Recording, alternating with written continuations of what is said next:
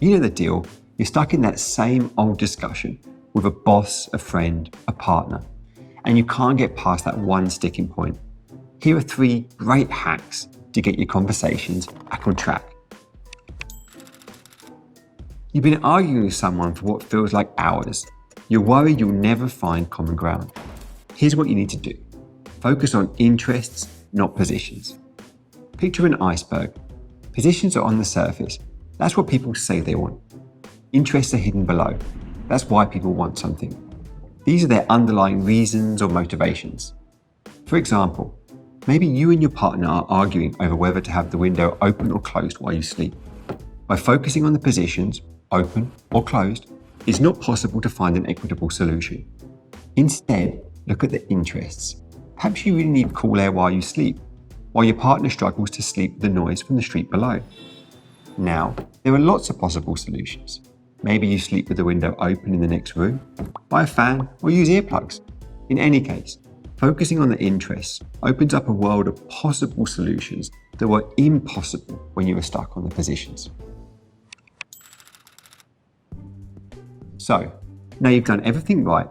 You're listening hard, focusing on the common interests, and acknowledging both sides of the story. But the person opposite keeps coming at you with their side of the story, refusing to take responsibility and dismissing your ideas. In this case, you need to reframe.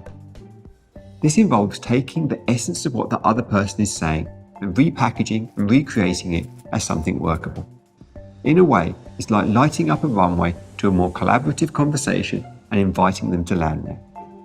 You're not telling them they're wrong, you're simply reframing their words to create a possibility for you both to agree.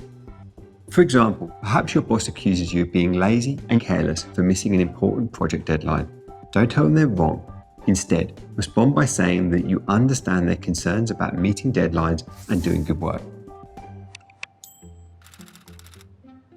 Tough conversations can cause us to start listening to that little voice inside our head, that one that provides a running commentary of your world and makes you second guess yourself. Successful conversations require being present.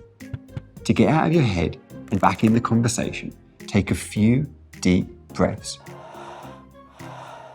Or focus on a specific physical sensation, perhaps the soles of your feet on the floor.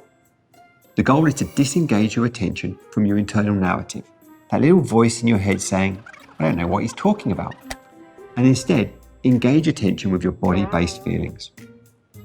When you're back in the here and now, re-engage in the conversation, and you should find it easier to ignore that little voice and focus on the person opposite you. That gets easier with practice, I promise.